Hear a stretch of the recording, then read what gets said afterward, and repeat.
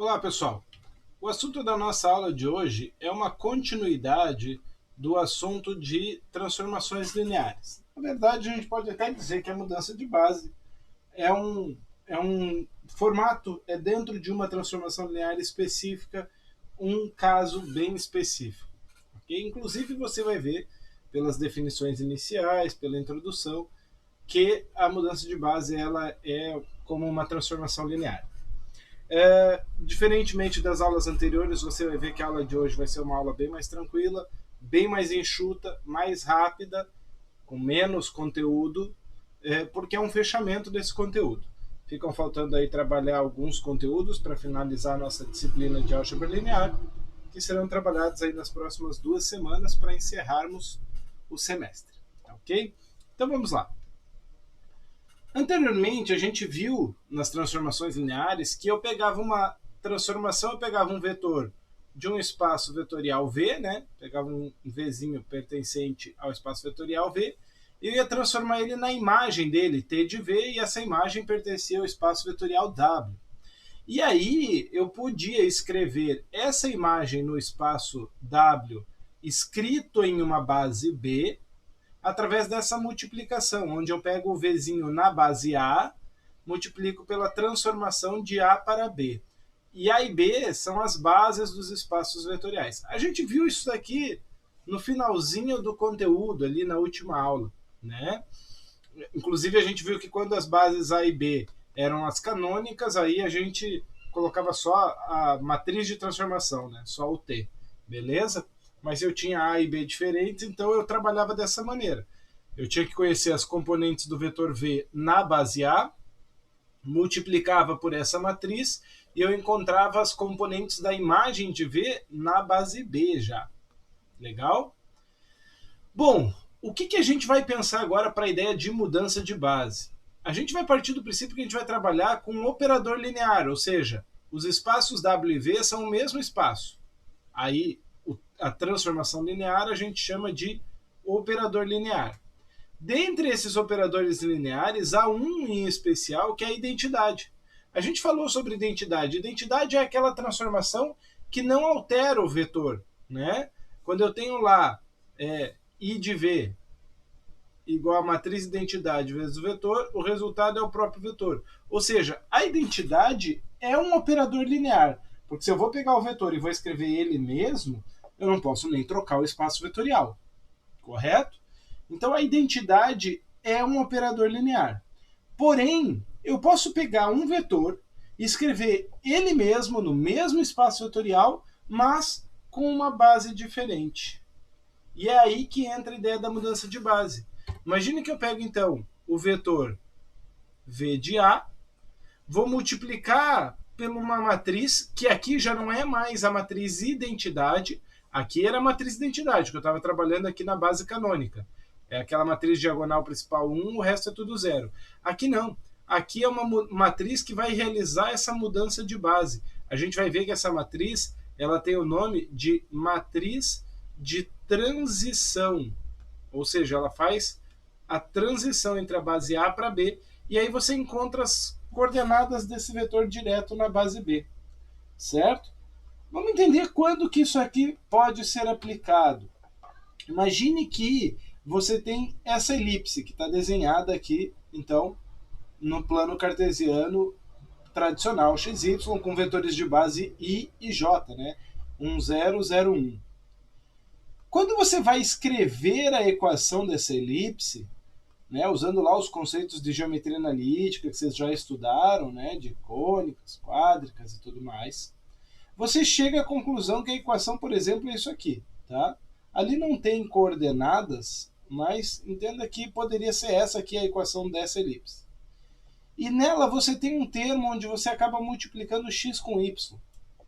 E isso aqui pode ser um pouco desagradável quando você tem que fazer uma integração, quando você tem que fazer algum outro cálculo. Por que isso aconteceu? Porque os focos dessa elipse eles estão fora dos eixos coordenados. Seria legal se eu conseguisse mexer e colocar eles nos eixos coordenados. Ah, vou mexer na elipse. Não, mas daí é outra elipse. O que eu posso mexer é no plano. É rotacionar o plano, por exemplo. Fazer com que os meus vetores de base, esse vetor de base, venha parar aqui. Então vai ter uma rotação aqui. Aí, lógico, vai ter uma rotação aqui. Então, o meu outro vetor de base vai parar aqui, para manter aqui um plano perpendicular. Se eu consigo fazer isso, você vai ver que a equação vai ficar mais simples, mais fácil, com menos interferência, como essa daqui. Então, por exemplo, se eu pego da base A, que era canônica, né, IJ, e eu escrevo a minha elipse pensando numa base AB, onde eu tenho os eixos coordenados U e V, como essa figura aqui, ó, são os eixos coordenados, são perpendiculares, só eu desloquei eles. Aí os focos da minha elipse passaram, então, a pertencer ao eixo V. E a equação da elipse passa a ser essa daqui. E note que essa equação não tem aquele ruído XY. Trabalhando ela seria de maneira um pouco mais simples. Então, algumas vezes você vai precisar fazer esse tipo de mudança. Quando você vai programar um equipamento, uma máquina de corte, né, uma CNC, você precisa, às vezes, fazer uma adaptação na tua base para ficar mais simples os comandos que você vai inserir ali para a máquina, certo? Para isso, então, a gente precisa definir quem é aquela matriz I de A para B, que é a chamada matriz de transição. Como eu vou encontrar essa matriz? De que maneira eu vou escrever essa matriz? Tá? Vou usar os mesmos conceitos que a gente viu para transformação linear. Porque a gente viu lá em transformação linear, vou escrever aqui em cima para a gente relembrar, né? Que T de V na base B é a matriz de transformação de A para B vezes V na base A. Certo? Lembra disso, né? O que eu fazia? Eu pegava os vetores da base A, transformava eles pela transformação, jogava eles na regra da transformação e escrevia eles daí na base B, achava as componentes dele na base B.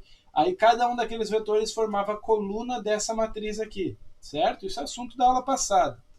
Vamos usar o mesmo conceito, tá? Então vamos buscar a mesma ideia. Então eu estou pegando o vetor V na base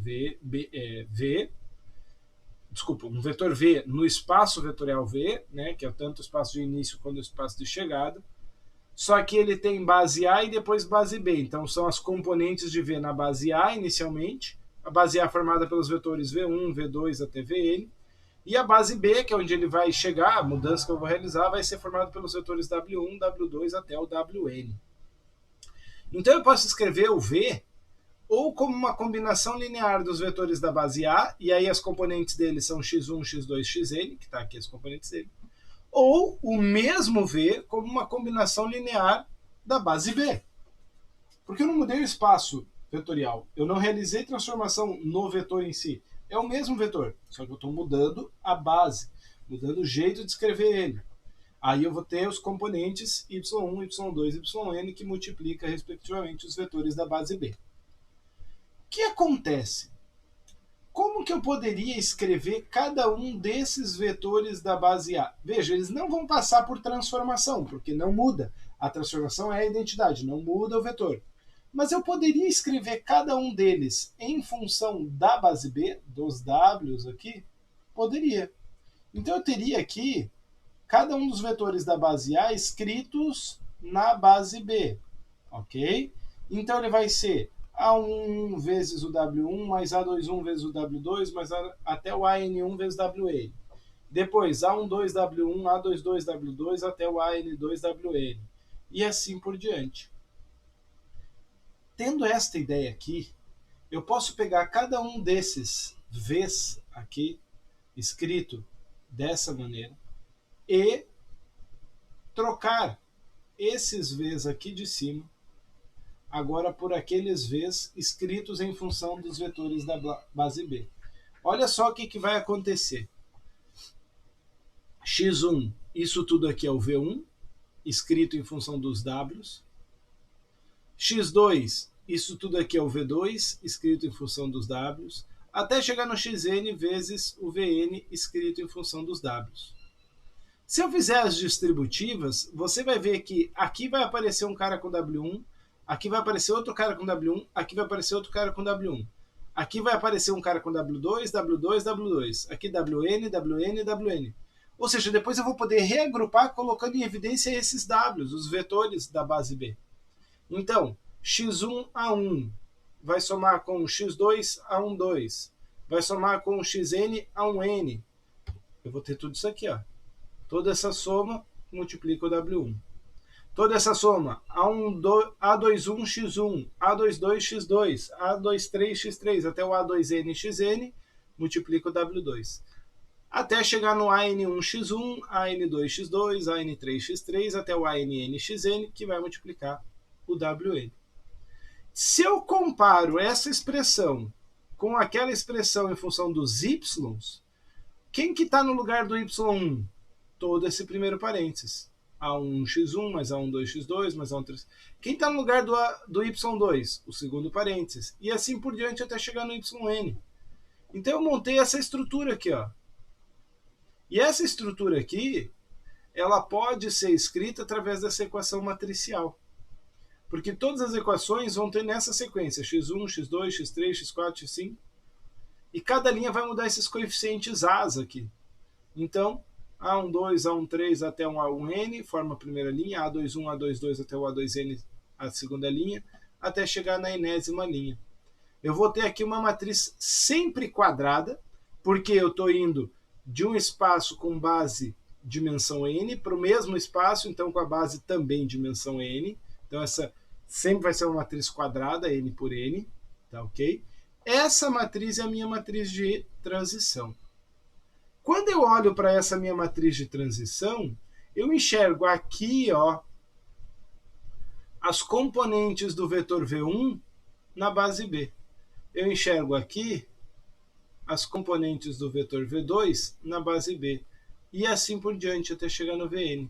Então, assim como eu fazia na transformação linear, aqui também, cada coluna da minha matriz de transição vai ser o vetor da base A escrito na base B. Um vetor da base escrito em função dos vetores da base B, as suas componentes formam a coluna. Beleza? Dessa maneira eu consigo a matriz de transição. Mas tem outra maneira de conseguir a matriz de transição que é muito mais prática.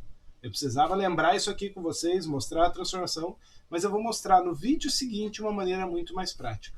Beleza? Segue aí no próximo vídeo.